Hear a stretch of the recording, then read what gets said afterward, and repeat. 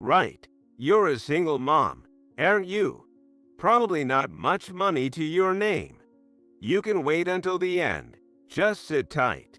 Even if we calculate your waiting time in hourly wages, it's cheap, right? Yay, yeah, move back, move back. When I went to the bank with my son, Nathan, to withdraw some money, the bank clerk, realizing I was a single mother, looked down on us. We were made to wait for hours. My anger was reaching its peak when Nathan whispered, If we withdraw the $60 million we have deposited, we could shut this place down, couldn't we? We, mother and son, smiled slyly at each other. My name is Emily Johnson. I live with my husband, Daniel, and our young son, Nathan, who just started kindergarten. Daniel and I met at a mixer during our college years. At the time, I was busy studying to enter law school. Daniel, who was attending medical school at Harvard University, was also busy with his clinical rotations. We both thought the mixer might be a nice break from studying, but fate is a strange thing that casual thought ended up shaping our entire lives. We hit it off and exchanged contact details that same day, and by the next week, we were studying together in the library. My university was a public one, so the tuition was relatively affordable, but I needed to save up to take the bar exam for my law school. Daniel, busy with his medical school, couldn't work much either, and money was tight. Our dates were mostly studying together in the library or at each other's homes, and occasionally grabbing lunch, but still, the days I spent with Daniel were incredibly happy. 4 years passed since we met, and I was in my final year of law school when I passed the bar exam. Daniel also passed his medical licensing exam, and as soon as our training periods were over, we got married. For a while, we were busy working as a fledgling lawyer and doctor.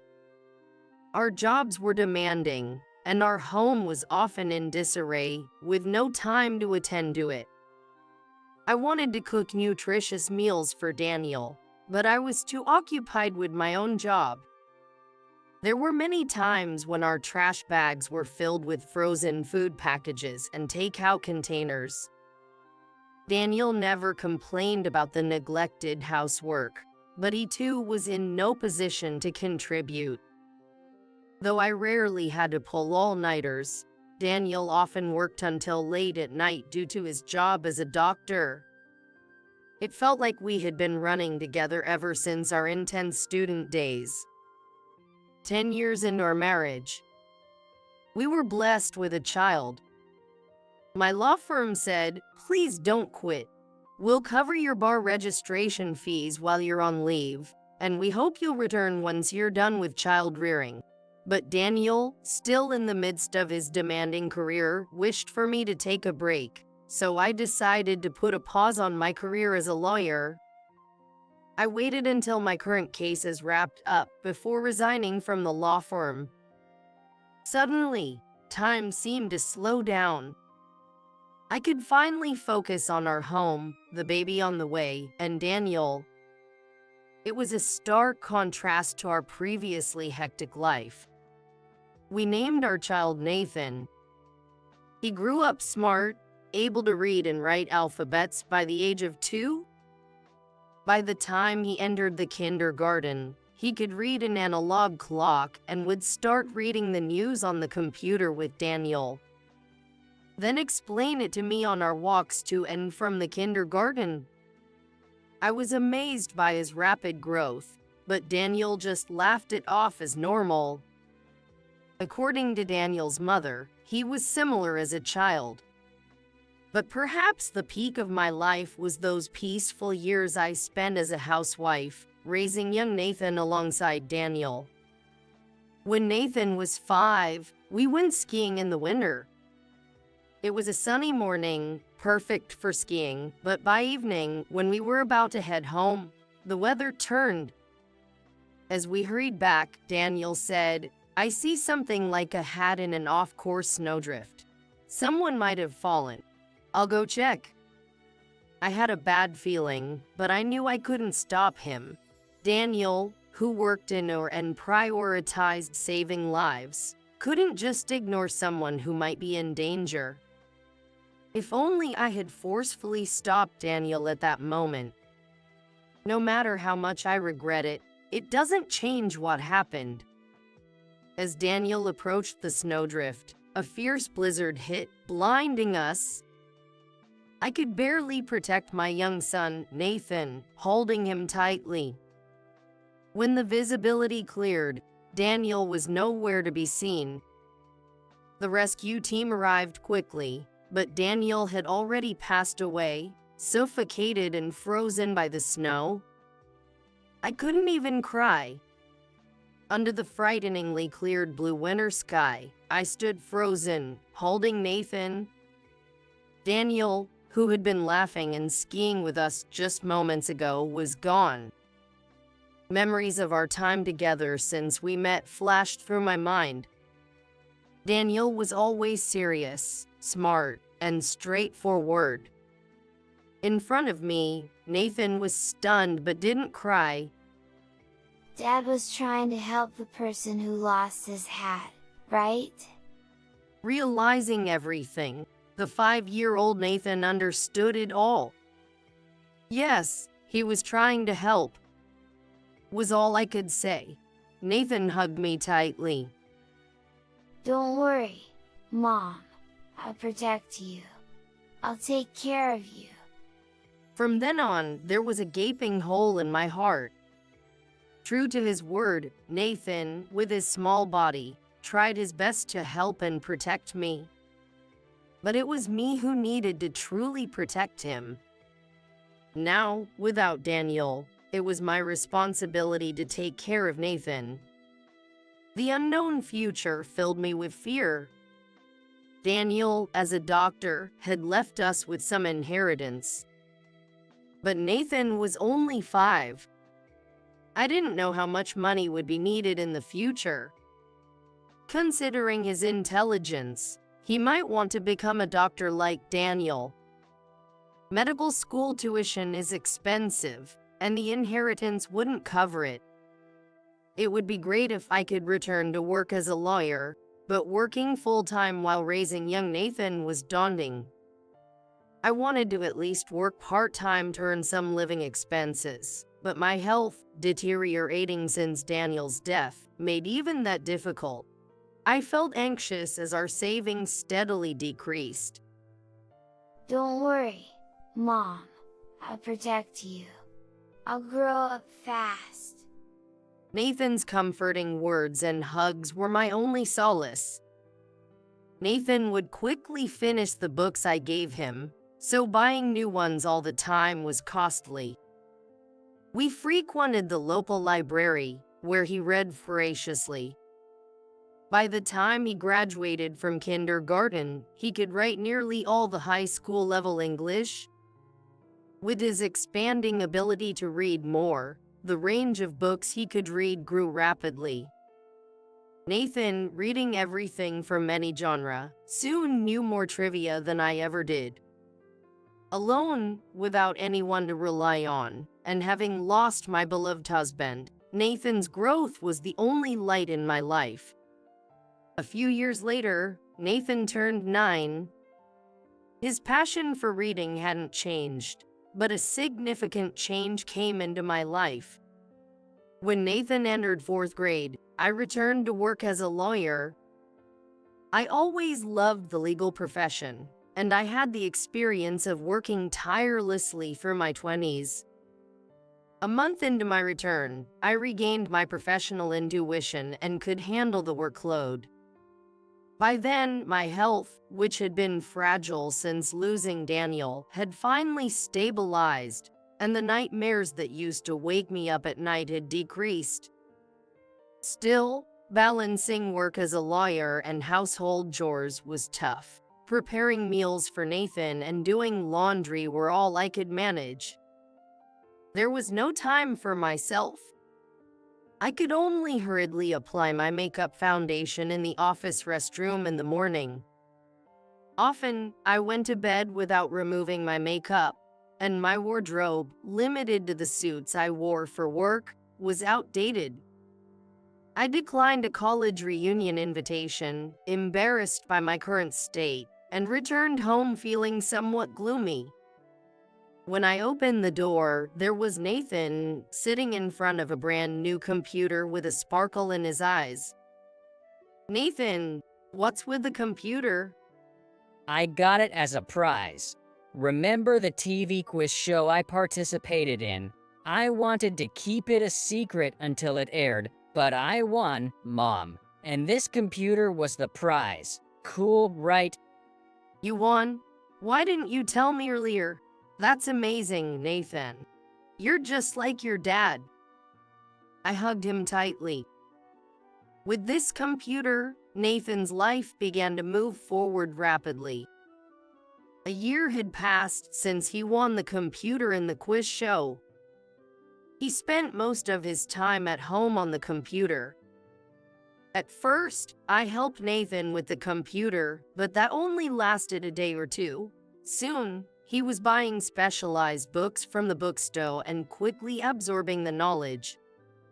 He was always quick at reading, and after I started working full-time again, I could buy him lots of books. Nathan's study desk quickly filled up with books on programming languages. I've only ever really dealt with law, so I know nothing about computer languages like Java or C++. Nathan, my own child, seemed almost dazzling to me, almost as if he wasn't my own. Daniel, it seems he's taken after you, excelling in the sciences. I caught myself speaking to the night sky. Nathan sometimes read my old college books too. Thinking about what path he might choose in the future, I no longer felt the same fear I did right after losing Daniel. Nathan would carve out his own strong path in life and society.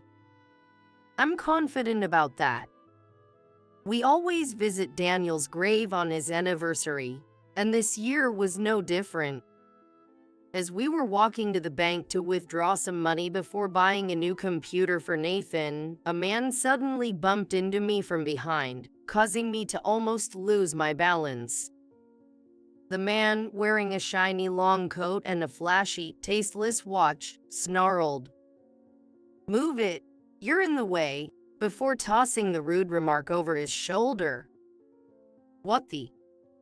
I wanted to retort, but remembering it was Daniel's anniversary, I held back, avoiding any trouble or harsh words. Mom, are you hurt? Nathan asked, and I hugged him tightly. Thanks, I'm fine. Are you okay? That must have startled you. Yeah, maybe that man was in a hurry, but it's unforgivable that he bumped into you. Haha, you're so kind, Nathan. But don't worry, I'm fine. Welcome. How can I assist you today? Arriving at the bank, we were greeted with a smile so warm it blew away the unpleasantness from before. The receptionist, Smith as her nameplate indicated, quickly prepared our documents and gave us a number. It's quite busy today, so it might take some time. Please have a seat on the sofa over there. We sat down on the sofa. Mom, isn't that person? Nathan suddenly exclaimed in surprise. I gasped as well. The man who had bumped into me was now sitting at the counter. Yes, hand me those papers. The bank clerk, seeming not to regard us as customers, took the papers with an indifferent attitude. I'll proceed with your transaction. Just wait over there. After scribbling on the papers, he returned them dismissively. What's with him? I thought, holding back my urge to complain. It's Dad's anniversary. We shouldn't complain, right? I smiled at Nathan. What? You guys are really a single mother and son. Huh? A pair of poor people. Poor people can wait and wait. I was shocked to hear such unbelievable words coming from the bank employee. Nathan stood agape. Don't worry about it, Nathan. Let's read a book instead. I tapped his shoulder and pulled out the book I brought. Nathan, clearly angry, nodded and began reading his specialized book. However, our number never got called. At first, I thought it was just because it was busy. But as we waited and grew bored, I noticed that customers who arrived after us were being called and served. I thought it might be a misunderstanding, but it wasn't. The elderly man who came in just after us and sat on the neighboring sofa finished his transaction and left. Even a businessman who seemed to have arrived after we started reading also completed his business and left. Mom, let's be good today. Dad would wait quietly. Nathan said, stopping me as I was about to stand up and complain. You're right, I said with a wry smile and opened the book again. As a mother, I was constantly being reminded by Nathan. After nearly 3 hours of waiting, even Nathan seemed to be getting irritated. Nathan, I'll go ask. Don't worry, I'll be polite. I won't do anything Dad wouldn't like. I reassured him, and he nodded after a moment's thought. Excuse me, we're number 57. We've been waiting for nearly 3 hours. I approached the counter, holding back my irritation and asking as politely as I could. What? 3 hours? That's fine. It's busy here. Poor people like you are always last. Poor people like us? Yes, you're a single mother, right? Probably don't have much money anyway. You can wait till the end. Even if we calculate your waiting time in hourly wages, it's cheap, right? Yay, yeah, move back, move back. Wait, you changed the order of customers based on that. Then, just as I was about to forget my promise to Nathan and retort, I felt a tap on my back. Turning around, Nathan stood there with a beaming smile. Mom, if we withdraw the $60 million we have in this bank, what happens to the bank? What nonsense are you talking about, kid? You guys don't have that kind of money. Maybe $600,000? No, probably not even that. I couldn't stand it when he insulted Nathan too, and just as I was about to speak up, the branch manager burst out of the back room at great speed. Smith must have informed him, as I could see her following him. Miller, what are you saying? Branch manager. Miller, the bank clerk, looked shocked as he saw the manager's face. Miller, how dare you speak to our customers like that? But, branch manager, this is our esteemed customer, Johnson, and her son. Miller looked as if he had been hit by a bolt from the blue. This person is Emily Johnson. I had no idea. Mrs. Johnson, we are terribly sorry for the rude behavior of our staff, Miller, and for making you wait for so long. Please, come this way. We were then escorted to the back room. We deeply apologize for the inconvenience. Once inside, Smith brought us warm tea and small sweets, and another staff member quickly proceeded with our transaction. In fact, this branch had $60 million in my name. Of course, it wasn't the money I earned just as a lawyer. Nathan, who had become completely engrossed in computer programming and app development, created a game with his friends that became a huge hit. I set up a company in my name and put the money there. His friends who developed the app with him were all graduate students or freelance engineers, but Nathan, still a primary school student, was in charge of the main part of the development. The game app wasn't just a one-time release. It required maintenance and frequent updates, and Nathan was mainly responsible for those as well. When simple legal knowledge was needed during development, he read my law books and handled it himself. Nathan, even as a primary school student, had completely relieved me of financial worries and even gave me dreams. He was mostly managing the deposit. However, deposit management was all done online, so there was little need to visit the bank in person. Usually, when I come to the bank, it's during a break from work, and I would be wearing a formal suit. Today, however, we were in our casual clothes, which might be why Miller didn't recognize me. Or perhaps he was new to the branch and hasn't seen me before. Either way, it's outrageous and extremely rude to discriminate and treat customers differently based on their appearance. We asked the branch manager to properly retrain Miller for the sake of other customers and left the bank. At the grave visit, I talked to Daniel about how Nathan was today. Unlike me, who almost wanted to complain, Nathan remained calm throughout, and he gently supported me. We talk about his game app every time we visit, but I mentioned it again. Dad, Nathan's game has been out for half a year, but the number of subscribers is still growing. And every time we release new skins or items, the sales go through the roof. Nathan writes most of the main coding. But I can't draw, so all the artwork is done by Andrew. Nathan said happily. Nathan, who loves computers and books too much, doesn't seem to have many close friends at school. So, working together with older peers to create something must be even more enjoyable for him. He said he can talk about complex topics with his development team, which he can't do with his school friends.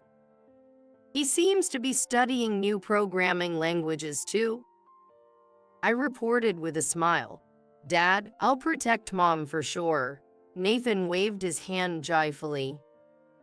It was very hard when you passed away, Dad, but because you're not here, I felt I had to protect Mom. That's why I tried making the app and strive to write better codes. It makes me want to study more. I really miss you, Dad, but I feel like I am who I am today because of you. Nathan. When I grow up, I'm going to help not just Mom, but many others who have lost someone like you, Dad. Nathan declared in front of Daniel's grave. Nathan went on to attend prestigious middle and high schools, always maintaining top grades, and enrolled in the same medical school at Harvard University as Daniel. He passed both the preliminary legal examinations and the medical licensing exam while still in college. The media covered Nathan's dual successes, speculating whether he would pursue medicine or become a prosecutor. However, Nathan seemed determined to continue his company from the start. The company he founded in elementary school for game app development, which had been mostly dormant since middle school, was restarted after his college graduation. He also began actively employing single mothers in the company.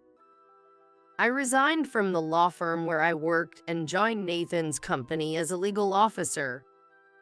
Applying the knowledge and experience I gained as a lawyer at my son's company has been a joy. Additionally, as many single mothers work there, overtime is basically prohibited. I can now go home on time every day and take care of household matters at my own pace. While I love legal work, I also need time to relax and face my own life. About a year after Nathan restarted the company, He told me that Smith, the receptionist at the bank from that time, came for a job interview. It had been over a decade, but they both recognized each other instantly. The rude bank clerk, Miller, was fired after that incident. Smith, who was also facing harassment from Miller, had already submitted her resignation. As a single mother herself, she had faced many challenges, but those days were over. Smith, adept at caring for others, became an indispensable executive secretary in Nathan's company. Nathan, Smith, her daughter, and I go out for dinner once a month. When he gets a little tipsy, Nathan always says, "Life is stranger than fiction, and it's the most interesting thing." Apparently, Nathan has even asked Smith's daughter out for dinner, just the two of them. She doesn't seem to mind. Life is unpredictable. Today, as I finish work and walk home in the sunset, I speak to Daniel in my heart. "Daniel, please keep watching over Nathan and me." I felt like the first star twinkled just then.